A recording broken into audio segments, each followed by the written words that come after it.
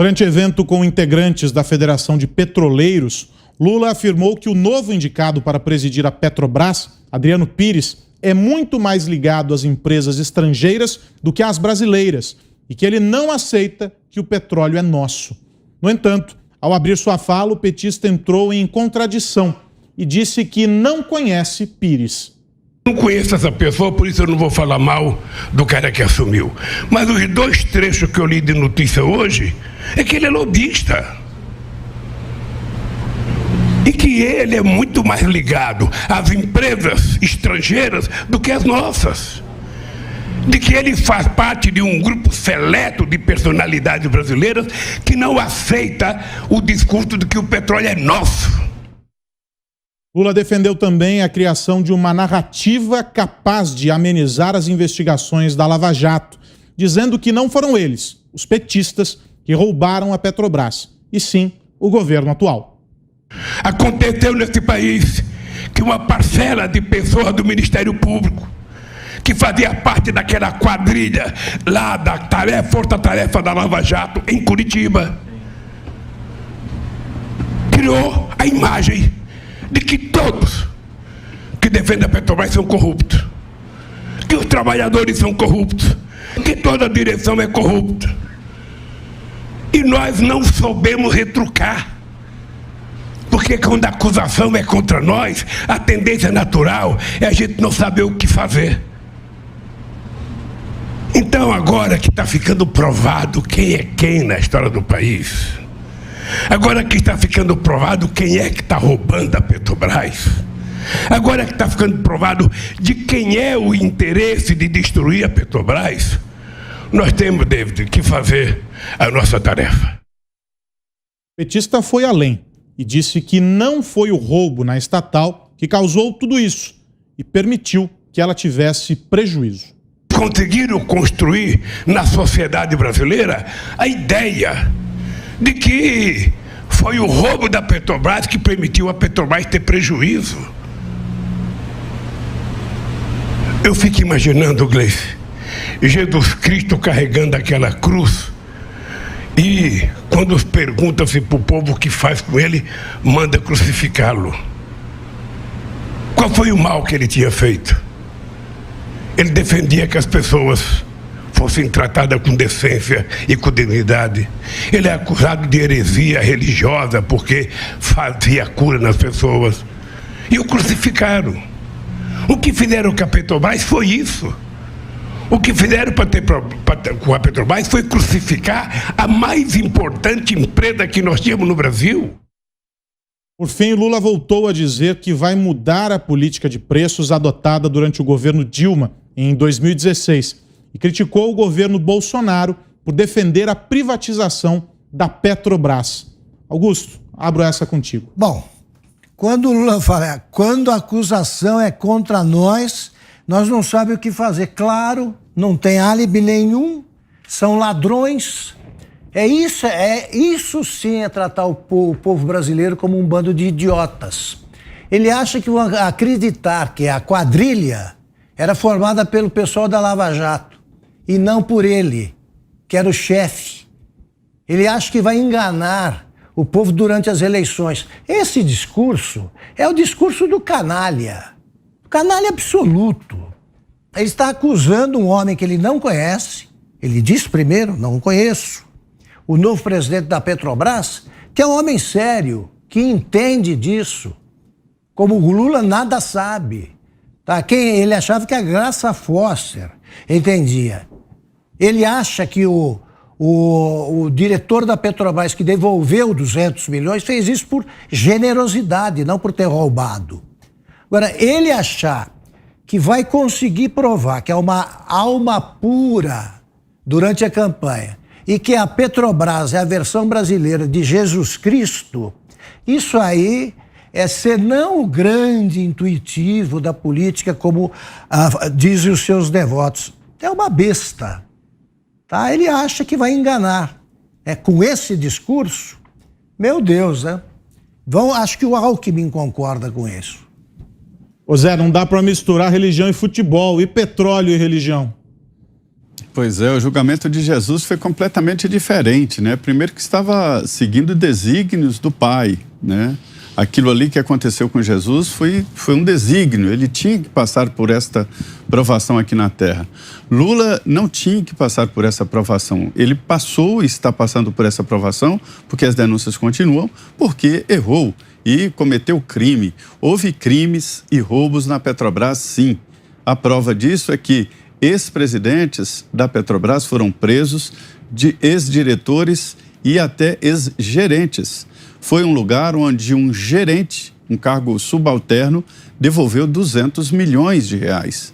Isso assustou até integrantes do Congresso Nacional, acostumados a lidar diariamente, ou por investigação ou por atuação, com acusações graves e corrupção. Veja bem, quando se fala em um gerente regional devolvendo 300 milhões de reais, isso assusta qualquer um. Então, não se pode discutir esse assunto. A Petrobras foi saqueada e isso é muito grave. Agora, grave também foi a gestão da Petrobras. A Dilma, ainda no governo do PT, fez uma gestão temerária de esconder preços. E o que aconteceu? Um rombo muito maior na Petrobras. A Petrobras pagando para bacanas andarem nas suas caminhonetes e nos seus carros de luxo. Tá, isso é muito bom, mas e a saúde e a educação? Né? Outro discurso vazio de Lula, essa história de dizer o petróleo é nosso. Não é. A Petrobras é deles, dos funcionários de seus salários altos, dos diretores e do próprio presidente da Petrobras, que chega lá mesmo indicado por um presidente da República, ou seja, por um presidente eleito, né?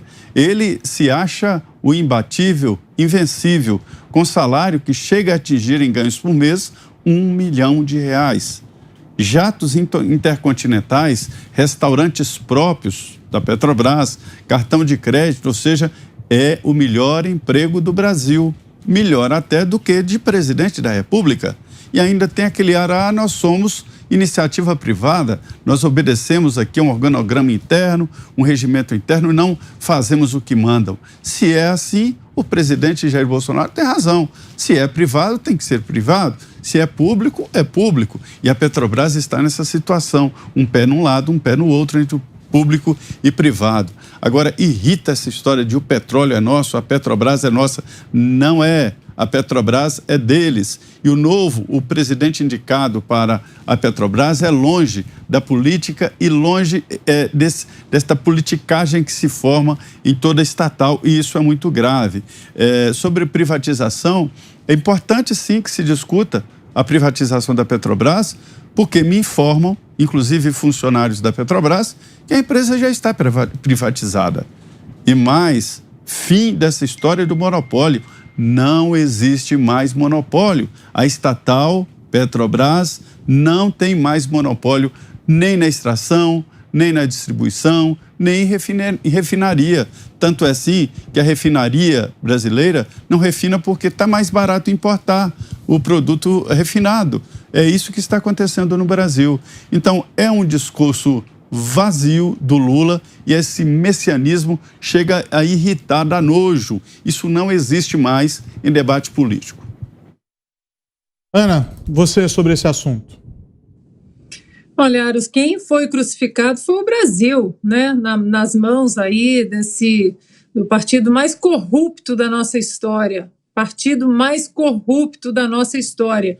Agora, o ex-presidiário falar a palavra lobista sem sequer corar, sem sequer ficar com vergonha, né? O sujeito que deitou e rolou aí nas camas das empreiteiras, que fez não sei quantas palestras e ganhou não sei quantos milhões de reais em palestras e palestras que ninguém nunca viu, exatamente porque ele estava sempre fazendo lobby para alguém.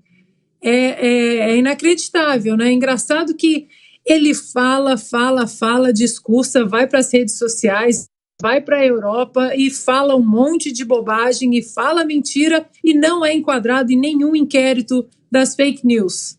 Olha, Aros, acho que o brasileiro sabe, o brasileiro entendeu o que está em jogo nessa eleição, é muito maior do que, inclusive, o presidente que será eleito. O futuro do Brasil a partir de 2023 é muito, mas muito maior do que simplesmente fechar os olhos para dois nomes, Jair Bolsonaro e Lula.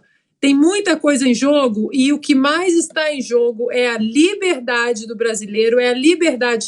Agora vimos aí com o deputado Daniel Silveira, liberdade de imprensa, liberdade de expressão, liberdade religiosa, né? Nós temos visto aí agora mais uma importação da Europa, mais uma importação nefasta, né, dessa ideologia aí marxista que o Lula tanto gosta de atacar igrejas, vandalizar igrejas. Tivemos isso agora recentemente lá em Curitiba, no Brasil. Então é muito maior. Essa eleição é uma eleição para 40 anos. Ministros indicados para o STF em 2023, liberdade na berlinda, ou então liberdade cruzando aí os horizontes com a totalidade, né, da representação da palavra. E é inacreditável que ele coloca a palavra lobista na boca sem sequer ficar com vergonha. Ilza, 2 minutos e meio para você sobre esse assunto. O Lula é desumano, né? Lula é desumano, porque ele sabe muito bem o que ele fez, né? A gente aqui não vai gastar o tempo da nossa audiência, que sabe o que ele fez e sabe que ele sabe o que ele fez. Então, a gente não vai ficar explicando, já está explicado, a gente sempre explica um pouquinho mais, mas a gente não precisa ler todos os processos da Lava Jato para dizer que o Lula sabe o desfalque que deu, o Lula sabe o sistema de corrupção que montou. Isso tudo está lá nos processos, né? Nós não vimos o Paulinho do Lula, que era diretor da Petrobras, o Duque do PT, que era diretor da Petrobras, o Cerveró, né? Todos condenados, sentenciados. Nós não vimos nenhum deles dizendo que não foi nada disso, que é mentira, que a ideia de que eram ali prepostos da corrupção do Palácio do Planalto em associação com o cartel de empreiteiras, que isso era mentira.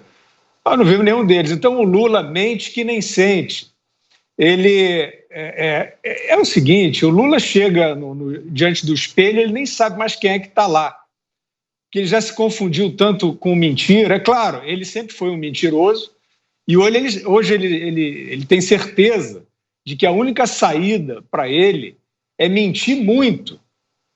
Só que essa cara de pau aí é uma desumanidade, porque ele não disfarça, né? Ele tenta afetar essa ideia de que a Petrobras foi bem tratada e depois do governo do PT ela sofre irregularidades, né? É um mitômano compulsivo, né? Agora, eu vou assinalar mais uma vez. O que esperar do Lula é isso aí. Ele é esse picareta, ele é esse 171, ladrão, condenado e descondenado, né? Agora, e essa elite brasileira, parte dela, né? E esses agentes econômicos que estão aí de conversinha ao pé do ouvido com o Lula, ou não estão? Banqueiro, empresário, intelectual, acadêmico. Tem ou não tem essa conversa? Vocês não têm vergonha? Vocês não têm vergonha de ficar chancelando um mitômano?